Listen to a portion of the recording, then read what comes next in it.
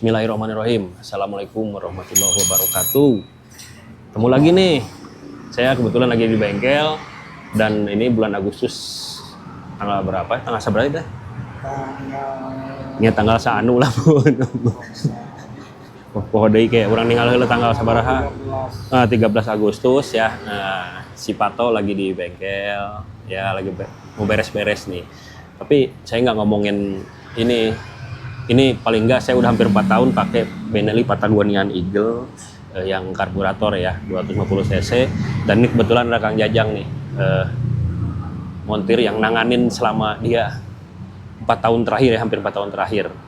Mau cerita setelah 4 tahun kayak gimana hasilnya gitu, dan terakhir kemarin pakai long trip ya agak jauh ke Malang. Alhamdulillah sih bagus-bagus aja, mungkin tapi lebih enakan Kang Jajang aja cerita. Kang Jajang jadi kumaha semenjak pertama nih, mungkin ini 4 tahun nih ya saya ini, apa aja sih yang dialamin? Kalau saya sih ngerasa ini oke-oke aja ya sejauh 4 tahun, cuma ada beberapa kali yang memang harus diganti gitu Kang Jajang. Mungkin bisa cerita nih awalnya kayak gimana penyakit awal nih yang saya ingat waktu itu komstir ya. Ya. Nah, terus gimana tuh selanjutnya apalagi? Khususnya yang PE Eagle, kebanyakan yang ngeluh pertama dari komstir, kedua masalah perpindahan gigi. Perpindahan gigi itu maksudnya gimana tuh? Kadang yang banyak yang kena tuh 2 sama 3. Nah, itu gigi rasionya yang cepat kena. Termasuk yang saya ya waktu itu ya? Ya, nah sekali. Itu biasanya kebanyakan dari engine brake, dari gigi tinggi pindah ke gigi yang rendah, keempat langsung kita buka kupling. Nah, itu keseringan bisa terjadi gigi rasionya rontok. Terus selama menanganin si Pato nih, bisa cerita nggak? Ini kan saya udah pakai 3 tahun lebih, udah hampir 4 tahun. Selama nanganin Pato, kelihatannya kayak gimana selama 3 tahun terakhir nih si Pato ini gitu? Kalau khusus motor yang ini ya alhamdulillah nggak terlalu banyak kendala. Nah, balik lagi kita ke pemakai. Kalau pemakainya misalkan kitanya jorok, nah jangankan 3 tahun 4 tahun, setahun juga bisa cepat rusak. Itu cepat rusak biasa dari kendala yaitu gigi rasionya banyakan. Jadi emang terus yang kedua dari suara mesin juga agak kasar ya, nggak ngelitrik.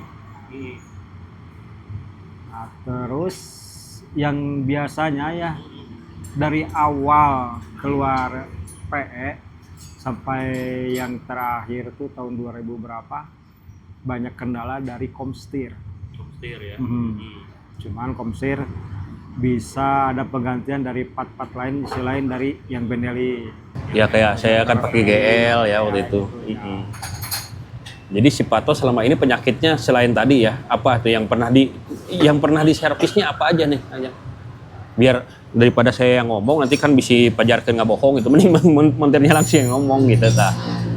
Yang PS sih selama ini aman sih, yang karbo mah nggak banyak kendala. Model dari karburator aman, dari kampas kupling aman.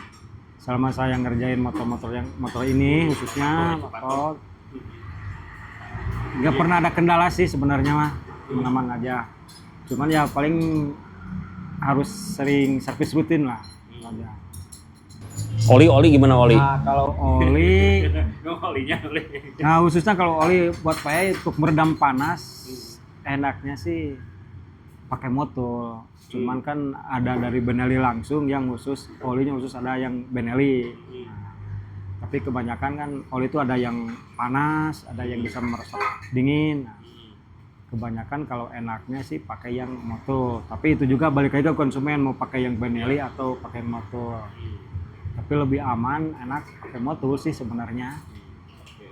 Tapi dari Benelli khusus, dari pusat rekomendasinya khusus yang Benelli. Ada khusus Benelli. Itu ada pengaruhnya nggak? Kalau oli, soalnya saya pakai motor dari awal nih. kalau motor sih sebenarnya mah pengaruhnya gede. Bisa meredam panas, kedua tarikan bisa lebih enteng, ke bahan bakar juga ngaruh juga, bisa agak irit. Kalau pakai merek-merek lain, oli nggak bocor, tapi habis. Nah, itu banyak kendala. Biasa itu nggak cocok oli sama mesin. Jadi dia ngendap dalam mesin. Nah, kan lah oli-oli yang merek-merek lain. Tapi model yang oli yang Benelli atau oli yang Motol itu bagus sebenarnya. Jadi khususon si Pato ini ya, semenjak saya pakai pertama kali sampai dengan sekarang kan saya pakai Motol terus nih, Kang Jajang ya. Jadi apa yang ya dirasain gitu selama jadi montir si Pato nih? Saya pakai oli Motol. Beda nggak dengan yang lain misalnya nggak pakai Motol gitu? Misalkan ya pakai oli Motul selama dari awal beli sampai sekarang, alhamdulillah mesin awet. Ya sebagian ada kendala juga lah sedikit-sedikit. Nah ini kendalanya ini tanganin apa aja biasanya? Kemarin yang 3 tahun terakhir nih. itu Yang paling berat itu yang apa? paling berat kemarin dari gearbox atau gigi rasio sama bearing itu yang kena saja. Karena itu juga mungkin karena pemakaian gitu ya. Karena pemakaian terakhir tuh hampir 3 tahun 4 tahunan ya, kurang lebih segituan lah. Yang terbaru setelah dipakai jauh nih, hampir 1.500 kilo lah gitu ya. Yang terbaru apa barusan deteksinya? Nah, tadi pas saya lihat ada rembesan oli netes itu dari packing ya, packing head cylinder. Itu kenapa penyebabnya tuh? Itu bisa terjadi mungkin dari perjalanan jauh akibat panas, bisa jadi ada baut yang di dalam mesin, kendor juga bisa dia karena kan mesin panas dia memuai. Nah bisa terjadi itu kelonggaran atau si packingnya juga jelek bisa.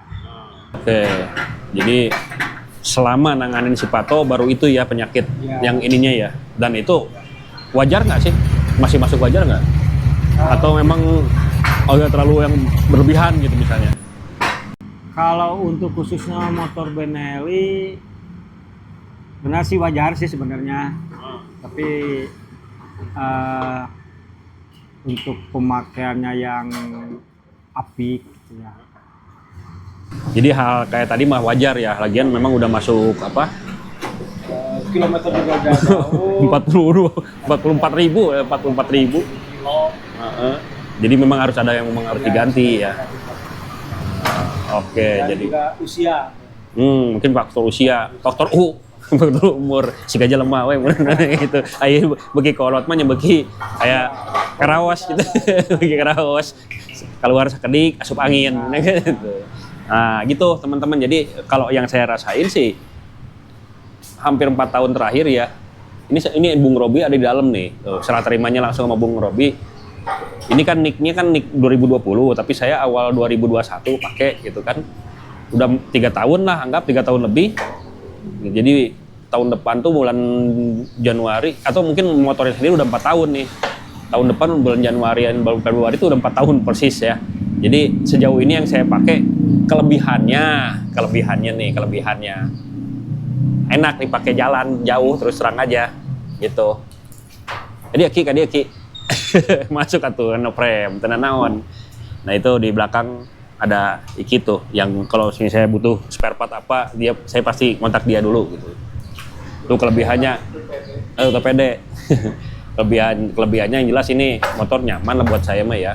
Kekurangannya ya kita harus terbuka dong kekurangannya kan gitu. Kadang-kadang ya memang aspek kualitas aja sih ya. Sebetulnya kekurangannya lebih pada kualitas sih. Jadi beberapa spare part itu memang kualitasnya bagus. Ada yang ya tahu sendirilah gitu. Tapi balik lagi tadi kata Kang Jajang naon gimana perawatan Intinya perawatannya sih servis rutin, terus oli juga jangan sampai udah nyampe 3.000 kilo atau 4.000 kilo ganti, yang paling maksimal tuh 2.000 kilo lah ganti oli itu. Saya mah sabulan sekalinya. Bari jeung boros teh. Makanya motor sok sekali isi hampir 2 liter. Hampir 2 liter. Saya 1,7 ya. 1,6 1,7 lah gitu nya. Selalu sekali isi setiap sebulan sekali. Pokoknya saya sih patokannya pasti 2000 kilo gitu atau minimal sebulan sekali lah gitu. Meskipun belum nyampe 2000, udahlah ganti kayak hari ini nih. Ini sebetulnya kalau hitungan mah belum nyampe 2000 nih, tapi saya ngerasa ada sesuatu yang nggak enak nih, kurang nyaman. Udah langsung aja ganti gitu maksudnya. Jadi intinya itu sih. Nah, terus jadi banyak banget nih Ajang yang nanya, masih keneh sok nararos geningan. Bang, ini saya pengen ini mau cari PE 250. Mending EV, mending karbu katanya. Mending injeksi, mending karbu. Ini pertanyaannya itu melulu gitu. Dijelasin lagi deh, mending kayak gimana. Kalau menurut saya sih, kalau yang selama ini mending yang karbu daripada yang injeksi. Karbu, misalkan kita ada trouble perjalanan jauh, bisa masuk ke bengkel-bengkel biasa. Nah, kalau yang injeksi belum tentu bisa ngerjain. Salah satu mungkin ada satu sensor yang kena nih. Satu belum tentu bisa, keduanya belum tentu ada spare part. Nah, itu.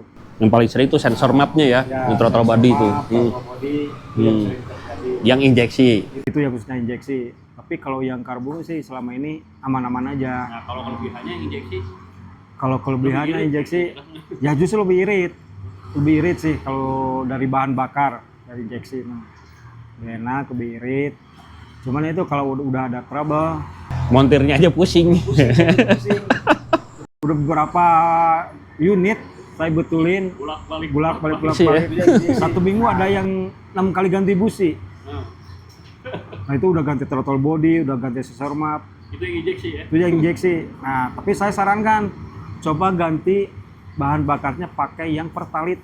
Nah, sampai sekarang alhamdulillah pakai pertalit aman. Nah, si businya ya jadi si businya khusus yang pakai yang ada huruf R resistornya. Apa tuh biasanya? Ada NGK biasanya. NGK ya? Yang ada huruf R-nya gitu. Oke. Itu cara ngatasinnya. Tapi itu yakin bisa langsung ini? Insya Allah, kalau udah yang saya kerjain selama ini udah hampir banyak ya. Saranin pakai pertalit, businya pakai yang ada huruf R-nya, resistor, sampai sekarang aman. Oke, jadi sebetulnya si motor ini pertalit yang cocok gitu ya? Pertalit. Karena kalau dikasih bahan bakarnya yang oktannya gede, dia si sensornya nggak mau nerima biasanya. Kalau yang karbu juga sama? Kalau yang karbu mah aman, mau ganti pakai pertalit, pertamax, mau ganti apa juga aman. Karbu. Aman aja. Nah itu teman-teman, jadi pengalaman saya 3 tahun lebih ya pakai Benelli Patagonian Eagle 250 yang karbu. Nah tadi injeksi juga udah dijelasin, dan ini langsung montirnya aja yang ngomong gitu, yang nanganin tiap kali saya servis itu yang nanganinnya Kang Jajang inilah gitu. Jadi kalau masih ada pertanyaan ya itu gimana pilihan ya. Kalau memang lebih suka yang injeksi ya silakan gitu, mungkin karena ramah lingkungan dan lain sebagainya. Cuma tadi resikonya ada hal-hal yang pirudeten kadang-kadang gitu. Kalau ke jarak jauh, masalah gitu. Udah ada rudet, ujung-ujungnya di towing. Nah kalau yang karbu di bengkel manapun dia bisa gitu. Dan untuk yang injeksi maupun yang karbu, kelebihannya lagi spare part ya. Ya, spare part. Jadi banyak penggantinya, substitusinya gitu. Mudah gitu. Kecuali kalau injeksi ada hal-hal tertentu yang dia nggak bisa gitu, harus itu gitu. Itu paling. Jadi intinya motor ini ada kekurangan, tenaganya kurang memang ya, namanya juga motor cruiser ya. Dia torsinya kecil meskipun cc-nya gede. Ini kurang lebih sekitar 20-an ya torsinya. Sama itu yang injeksi juga. Dibandingin dengan kelas-kelas yang 250 cc lainnya gitu yang cruiser, ini memang kecil. Tapi kalau saya sih aman-aman aja tuh, yang masalahnya cuma tadi aja.